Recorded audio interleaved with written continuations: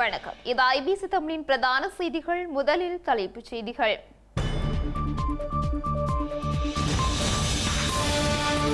அன்னை பூபதியின் 37வது ஆண்டு நினைவு தினம் தமிழர் தாயக பகுதிகளில் உணர்வெழுச்சியுடன் கடைபிடிப்பு. வாக்காளர்களுக்கு லஞ்சம் வழங்கும் அனுர தேர்தல் விதிமீறல் எனவும் சுமந்திரன் குற்றச்சாட்டு. உள்ளூராட்சி மன்றங்களுக்கான நிதி ஒதுக்கீடு தவறான புரிதல் என்கிறார் அனுரர். ஸ்ரீலங்கா ஜனாதிபதியின் உரையை விமர்சிக்க முடியாது, தமிழ் கட்சிகளுக்கு எச்சரிக்கை. இலங்கையில் மூடப்பட உள்ள பாடசாலைகள், வெளியாகியுள்ள புதிய அறிவிப்பு. டெல்லியில் இடிந்து விழுந்த அடுக்குமாடி கட்டிடம், 4 பேர் உயிரிழப்பு. எலான் மஸ்குடன் தொலைபேசியில் உரையாடிய மோடி, தொழில்நுட்பம் உட்பட்ட துறைகள் தொடர்பில் கலந்துரையாடல்.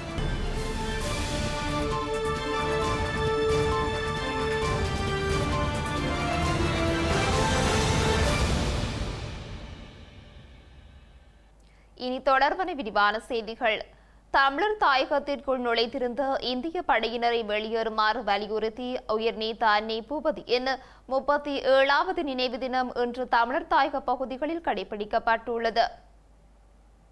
அமைதி காக்கும் படையணி என்ற பெயரில் தமிழர் தாயத்திற்குள் நுழைந்திருந்த இந்திய படையினர் மேற்கொண்ட கொடூரங்களை அடுத்து இந்திய படைகளை வெளியேறுமாறு வலியுறுத்தி 1988 ஆண்டு மார்ச் 19ஆம் தேதி கணபதிப்பிள்ளை பூபதியம்மாள் ஆகாரமின்றி போராட்டத்தினை ஆரம்பித்திருந்தார். இந்த போராட்டத்திற்கு இந்திய அரசினால் எந்தவித சாதகமான பதிலும் கிடைக்காத நிலையில் ஏப்ரல் 19ஆம் தேதி அன்னை பூபதி உயிர் நீத்திருந்தார். இந்த நிலையில் தாயக விடுதலைக்காக உயிர் நீத்த அன்னை பூபதியின் நினைவேந்தல் இன்று யாழ்ப்பாணம் பல்கலைக்கழக மாணவர் ஒன்றியத்தின் ஒழுங்கமைப்புடன் யாழ் பல்கலைக்கழகத்தில் இடம்பெற்றுள்ளது. இதன்போது பல்கலைக்கழக வளாகத்தில் அகவணக்கம் செலுத்தப்பட்டு அன்னை பூபதியின் திருவுருவப் படத்திற்கு சுடரேற்றி மலர்தூவி அஞ்சலி செலுத்தப்பட்டது. அத்துடன் அன்னை பூபதி தொடர்பான நினைவுரையும் இடம்பெற்றது. இதேவேளை அன்னை பூபதியின் 37வது நினைவு தினம் வவுனியாவில் தமிழர் தாயக காணாமல் ஆக்கப்பட்ட உறவுகளின் சங்கத்தினால் இன்று அனுஷ்டிக்கப்பட்டது. அவர்கள் தொடர் போராட்டம் மேற்கொண்டு வரும் வீதி அபிவிருத்தி திணைக்களத்திற்கு முன்பாக உள்ள கொட்டகையில் குறித்த நிகழ்வு இடம்பெற்றது. இதன்போது அன்னாரது திருவுருவப் படத்திற்கு மாலை அணிவிக்கப்பட்டு மலரஞ்சலி செலுத்தப்பட்டது.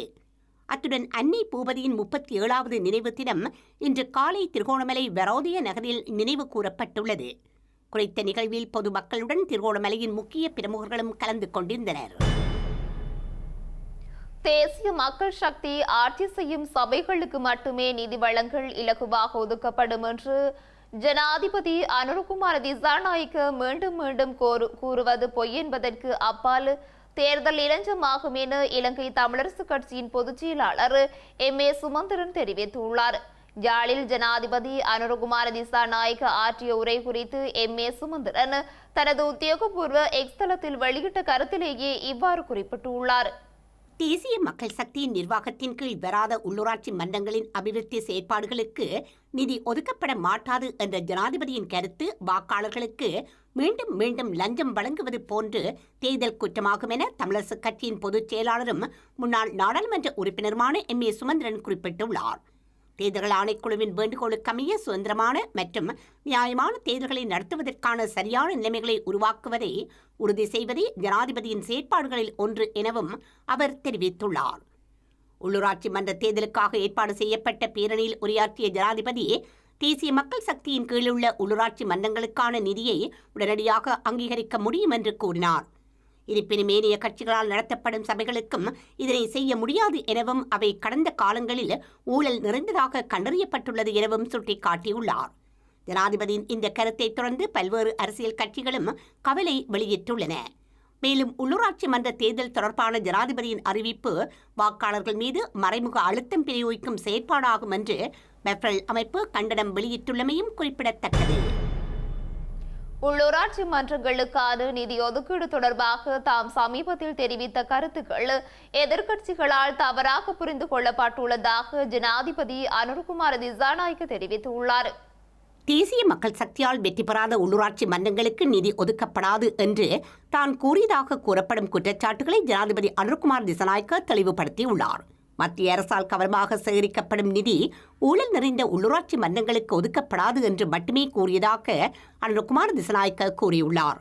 உள்நாட்டு வருவாய்த்துறையுடனான தினசரி சந்திப்புகள் மற்றும் சுங்கத்துறையை நெருக்கமாக கண்காணித்தல் மூலம் தற்போது திரைசேரியின் வசம் உள்ள பணத்தை தாங்கள் சேகரித்துள்ளதாகவும் அவர் குறிப்பிட்டுள்ளார். கவனமாக சேகரிக்கப்பட்ட அந்த பணத்தை ஊழல் நிறைந்த உள்ளூராட்சி மன்றங்களுக்கு ஒப்படைக்க முடியாது எனவும் சுட்டிக்காட்டினார். குறிப்பாக நுவர்லியா நகராட்சி மன்றத்திற்குள் உள்ள ஒரு குழு ஊழல் நிறைந்ததாக இருந்தால் இந்த நிதியை நாம் ஏன் அவர்களிடம் ஒப்படைக்க வேண்டும் என்றும் கேள்வி எழுப்பியுள்ளார்.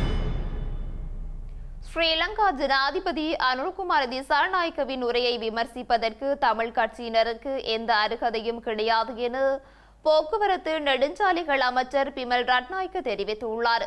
மத்தியில் ஆளும் கட்சியான தேசிய மக்கள் சக்தி உள்ளூராட்சி சபைகளிலும் ஆட்சி அமைத்தால் அது நாட்டிற்கும் மக்களுக்கும் பெரும் நன்மைகளை ஏற்படுத்தும் எனவும் அவர் குறிப்பிட்டுள்ளார்.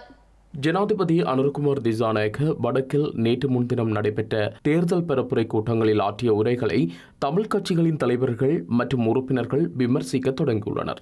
ஜனாதிபதியின் உரையை விமர்சிக்க தமிழ் மக்களை ஏமாற்றிய தமிழ் கட்சியினருக்கு எந்த அருகதையும் கிடையாது. வடக்கிற்கு சென்ற ஜனாதிபதி தமிழ் மக்களின் பிரச்சனைகளுக்கு தீர்வு காண்பதை நோக்கமாக கொண்டே உரையாற்றினார்.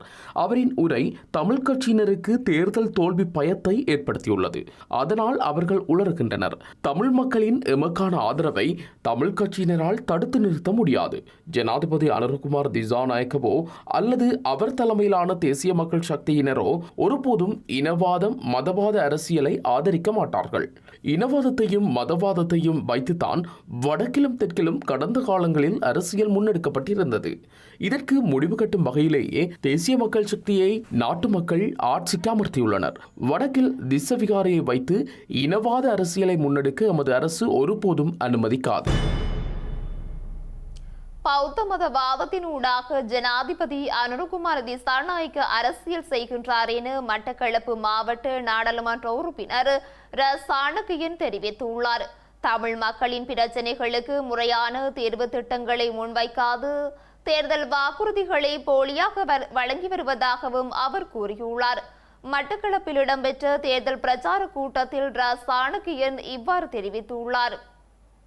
இப்படியான பிரச்சனை இருக்கும் பொழுது ஜனாதிபதி அனுரகுமார திசாநாயகம் இந்த நாட்டை மாறி மாறி ஆட்சி செய்த 26 வருடங்களாக ஆட்சி செய்த பேரினவாத சிங்கள பௌத்த தலைவர் அனைவரும் செய்த அதே வேலை திட்டத்தை இன்று அவரும் முன்னெடுத்துக் கொண்டிருக்கிறார். உங்களுடைய தமிழ் மக்கள் ஒரு சிலர் இன்னும் இல்ல அவர் இனவாதி இல்ல, மறைமுகமான இனவாதிகள் அவர்கள் தான். இன்று காலையிலே இன்னொரு அறிக்கையை பார்த்தால் இந்த நாட்டிலே எண்ணிக்கையிலே பெரும்பான்மையான இனம் எண்ணிக்கையிலே சிறுபான்மையான இனம் எல்லாம் இல்லை. நாங்கள் எல்லாம் இலங்கையை சேர்ந்த மக்கள், அதுல எந்த மாற்று கருத்தும் இல்லை. நாங்கள் எல்லாம் இலங்கையை சேர்ந்த மக்கள் தான். ஆனா தமிழ் இனம் என்றது ஒரு இனம், எங்களுக்கு ஒரு அடையாளம் உள்ள ஒரு இனம். எங்களுக்கு சகல வகையான உரிமைகளையும் இந்த நாட்டிலே கிடைக்க வேண்டிய ஒரு இனமாகத்தான் நாங்கள் பார்க்கிறோம். அந்த உரிமைகளை மறுத்து அந்த உரிமைகள் இல்லாம இலங்கையை சேர்ந்த மக்களாக நாங்கள் எல்லாம் வாழ வேண்டும் என்று ஜனாதிபதி நினைக்கிறார் என்று சொன்னால் தமிழ் மக்களுடைய அந்த நீண்ட ஆழமாக தீர்க்கப்படாமல் இருக்கும் அரசியல் பிரச்சனைகளை தீர்த்து வைக்காமல் நாங்கள் எல்லாம் இலங்கையை சேர்ந்த மக்களாக வாழ வேண்டும் என்று நினைத்தார் என்று சொன்னால்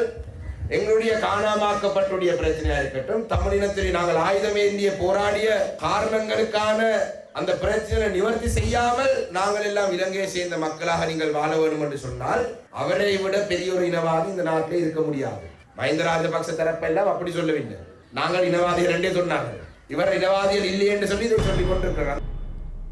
தமது ஆட்சியில் சட்டம் ஒழுங்கை வலுப்படுத்துவோம், ஊழல் மோசடிகளை இல்லாதொழிப்போம், சமூக சீர்திருத்தங்களை செய்வோம் என்று கூறி வரும் சந்திரசேகரன் குழுவினர் யாழ்ப்பாணத்தில் பல சித்து விளையாட்டுகளை செய்வதாக வலிகாமம் கிழக்கின் முன்னாள் தவிசாளர் தியாகராஜா நிரோஸ் குற்றம் சாட்டியுள்ளார்.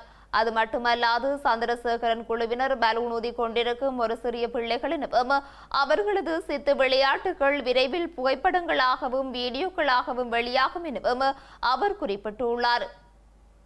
அவர்கள் இன்று செய்வது எல்லாம் ஒரு பலூன் ஊதுற விளையாட்டு. சின்ன பிள்ளைகள் பலூனை ஊதி பின்னர் அது பலூன் பெருசா வந்தா வெடிச்சு போடும். அது மாதிரி ஒரு பலூன் ஊதுற விளையாட்டு. அது அவர்களுடைய இயலாமை, அவர்களுடைய அரசியல் தக்க வைக்க முடியாமை காரணமாக அவர் என்னை மிகவும் அதாவது நரி என்ற வகையிலே பகிரங்க மேடையிலே ஒரு நாட்டினுடைய 2வது தலைவரான பிரதமர் இருக்கின்ற மேடையிலே என்னை நரி என்றும் நான் குழப்புவதற்கு முயற்சித்தேன் என்றும் சொல்லியிருந்தார். அங்கே இருந்த நியாயபூர்வமான காரணம் எது என்றால், நாங்கள் வழிபடுகின்ற கோயில்களிலே சப்பாத்து கால்களுடன் ராணுவத்தினரும் அதே நேரத்திலே அந்த கோயில் வளாகத்துக்குள்ளே கோபுர அதாவது கோயிலுடைய முகப்பை மறைத்து கோயிலுடைய விசேட வழிபாடுகள் நடைபெற்றுக் கொண்டிருக்கின்ற நேரத்திலே அங்கே ஒரு தேர்தல் பிரச்சார கூட்டத்தை நடத்தினார்கள். எங்களுடைய எந்த கட்சியும் என் ராஜபக்சாக்கள் கூட எவன் கொடூரமான ஒரு செயற்பாடுகளுடைய ராஜபக்சாக்கள் கூட ஒருபோதும் கோயில்களுக்குள்ளே பிரச்சார மேடைகளை போடவில்லை. அவ்வாறாக இவர்கள் பிரச்சார மேடையை போட்டு அங்கே தேர்தல் ஆணையாளர் திணைக்களத்தினுடைய முறைப்பாட்டு பிரிவை நான் சென்று சந்தித்து கதைத்த போது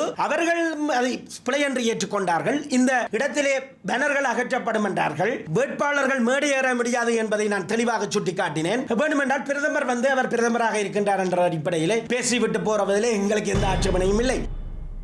ஸ்ரீலங்கா தேர்தல்கள் ஆணைக்குழு நாளை மறுதினம் கூட உள்ளது. ஸ்ரீலங்கா ஜனாதிபதி அனுரகுமார திசாநாயக்க மன்னார் பிரதேசத்தில் வெளியிட்ட கருத்தொன்று தொடர்பாக கிடைக்கப்பெற்ற முறைப்பாடுகள் குறித்து விசாரணை நடத்துவதற்காக ஆணைக்குழு கூட உள்ளது. ஜனாதிபதி கடந்த நாளொன்றில் மன்னார் பிரதேசத்தில் நடைபெற்ற மக்கள் சந்திப்பொன்றில் கலந்து கொண்டு தேசிய மக்கள் சக்தியின் உள்ளூராட்சி நிறுவனங்களுக்கு விசேடமாக நிதி ஒதுக்கீடு செய்வது குறித்து வெளியிட்ட கருத்து தொடர்பாக தேர்தல்கள் ஆணைக்குழுவிற்கு முறைப்பாடுகள் கிடைத்துள்ளதாக ஆணைக்குழு தெரிவித்துள்ளது. இதன்படி இந்த முறைப்பாடுகளை விசாரிப்பதற்காக ஆணைக்குழு நாளை மறுதினம் கூட உள்ளது.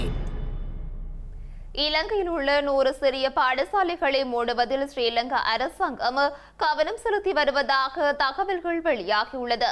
மாணவர் எண்ணிக்கை கணிசமாக குறைந்துள்ளதால் இந்த நடைமுறை பின்பற்றப்பட உள்ளதாக தெரிவிக்கப்படுகின்றது. இலங்கையில் 10க்கும் குறைவான மாணவர்களை கொண்ட பாடசாலைகளின் எண்ணிக்கை இப்போது 500ஐ தாண்டியுள்ளதாக ஸ்ரீலங்கா கல்வி அமைச்சர் தெரிவித்துள்ளது.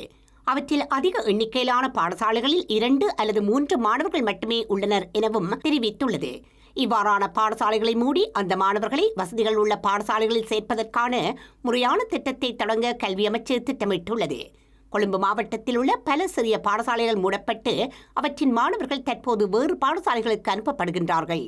3 கிலோமீட்டருக்குள் ஒரு பாடசாலை என்ற கருத்தை மனதிற்கொண்டு இந்த திட்டம் செயற்படுத்தப்படுகின்றது. இதேவேளை வடக்கு மற்றும் கிழக்கில் இதுபோன்ற பாடசாலைகள் அதிகளவில் இருப்பதாகவும் சிறிய பாடசாலைகள் மூடப்பட்டு அவற்றின் மாணவர்கள் சிறந்த வசதிகள் கொண்ட பாடசாலைகளுக்கு அனுப்பப்படுவார்கள் எனவும் ஜனாதிபதி தெரிவித்துள்ளமையும் குறிப்பிடத்தக்கது. இலங்கையில் நேற்றைய தினம் மேற்கொள்ளப்பட்ட விசேட சுற்றி வளைப்பு நடவடிக்கையின் போது 241 பேர் கைது செய்யப்பட்டுள்ளதாக காவல்துறை ஊடகப் பிரிவு தெரிவித்துள்ளது. கைது செய்யப்பட்ட சந்தேக நபர்கள் போதைப் பொருட்களுடன் கைது செய்யப்பட்டுள்ளதாக காவல்துறை ஊடகப் பிரிவு தெரிவித்துள்ளது. அதன்படி ஹெரோயின் போதைப் பொருளுடன் 92 பேரும், ஐஸ் போதைப் பொருளுடன் 75 பேரும், கஞ்சா போதைப் பொருளுடன் 70 பேரும் கைது செய்யப்பட்டுள்ளனர்.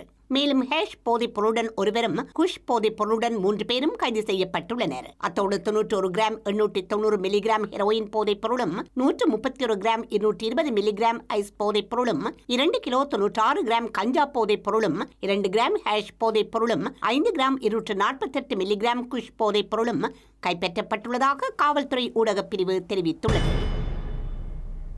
இலங்கையில் நடைபெறவுள்ள 2025ஆம் ஆண்டுக்கான உள்ளூராட்சி மன்ற தேர்தல் தொடர்பான முறைப்பாடுகள் 200ஐ அண்மித்துள்ளது. உள்ளூராட்சி மன்ற தேர்தல் தேதி அறிவிக்கப்பட்ட நாள் முதல் இதுவரையான காலப்பகுதி வரை 198 முறைப்பாடுகள் கிடைத்துள்ளதாக காவல்துறை ஊடகப் பிரிவு தெரிவித்துள்ளது. அதன்படி தேர்தல் சட்டங்களை மீறியமை தொடர்பில் 154 முறைப்பாடுகளும், தேர்தலுடன் தொடர்புடைய ஏனைய குற்றங்கள் தொடர்பில் 44 முறைப்பாடுகளும் கிடைத்துள்ளன. இந்த குற்றங்கள் தொடர்பில் 20 வேட்பாளர்களும் 68 சந்தேக நபர்களும் கைது செய்யப்பட்டுள்ளதாக காவல்துறையினர் தெரிவித்துள்ளனர். அத்தோடு 16 வாகனங்கள் கைப்பற்றப்பட்டுள்ளதாகவும் காவல்துறை ஊடகப் பிரிவு மேலும் தெரிவித்துள்ளது. தலைநகர் டெல்லியின் வடகிழக்கில் உள்ள முஸ்தபாத் நகரில் இன்று அதிகாலை 4 மாடி கட்டடம் ஒன்று இடிந்து வீழ்ந்து விபத்து ஏற்பட்டுள்ளது. இடிபாடுகளுக்குள் சிக்கி 4 பேர் சிகிச்சை பலனின்றி உயிரிழந்துள்ளதாக தெரிவிக்கப்படுகின்றது. இந்த கட்டடமானது அதிகாலை 2:30 மணியளவில் இடிந்து விழுந்துள்ளதாக தெரிவிக்கப்படுகின்றது. தகவல் அறிந்த தேசிய பேரிடர் மீட்புப் படை, தீயணைப்பு வீரர்கள் மற்றும் டெல்லி காவல்துறையினர் மீட்புப் பணியில் ஈடுபட்டுள்ளனர். இதன்போது இடிபாடுகளுக்குள் சிக்கிய 14 பேர் மீட்கப்பட்டு மருத்துவமனையில் அனுமதிக்கப்பட்ட நிலையில் சிகிச்சை பலனின்றி 4 பேர் உயிரிழந்துள்ளனர். மீட்கும் பணிகள் தொடர்ந்து நடைபெற்று வருகின்றன. கட்டடம் இடிந்து விழுந்ததற்கான காரணம் குறித்து காவல்துறையினர் விசாரணைகளை மேற்கொண்டு வருகின்றனர். இந்திய பிரதமர் நரேந்திர மோடிக்கும் எலான் மஸ்கிற்கும் இடையேயான கலந்துரையாடல் ஒன்று இடம்பெற்றுள்ளது. இந்த கலந்துரையாடலானது தொலைபேசி ஊடாக இடம்பெற்றுள்ளதாக இந்திய பிரதமர் தமது எக்ஸ் பக்கத்தில் பதிவிட்டுள்ளார். இதன்போது தொழில்நுட்பம் உள்ளிட்ட துறைகள் தொடர்பில் கலந்துரையாடப்பட்டுள்ளது.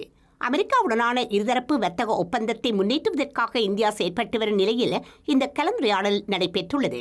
அதே நேரம் அமெரிக்காவின் துணை ஜனாதிபதி ஜே.டி. வான்ஸ் 4 நாட்கள் உத்தியோகபூர்வ விஜயம் மேற்கொண்டு இந்தியாவிற்கு செல்லவுள்ள நிலையில் இந்த கலந்துரையாடல் இடம்பெற்றுள்ளமை குறிப்பிடத்தக்கது. செய்திகளின் நிறைவாக இனி மீண்டும் தலைப்புச் செய்திகள்.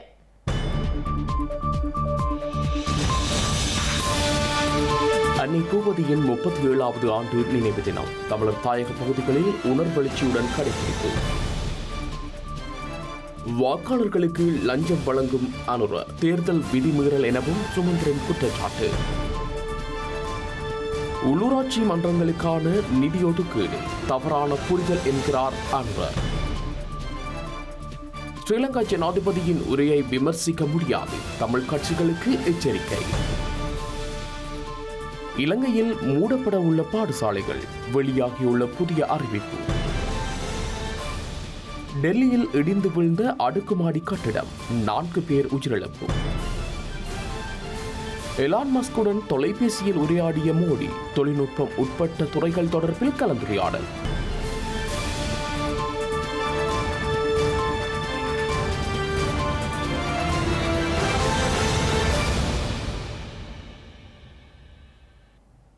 இத்துடன் ஐபிசி தமிழின் பிரதான செய்திகள் நிறைவு பெற்றன. உடனுக்குடன் செய்திகளை அறிந்து கொள்ள ibctamil.com என்ற நமது இணையதளத்தினை பார்வையிடுங்கள். வணக்கம்.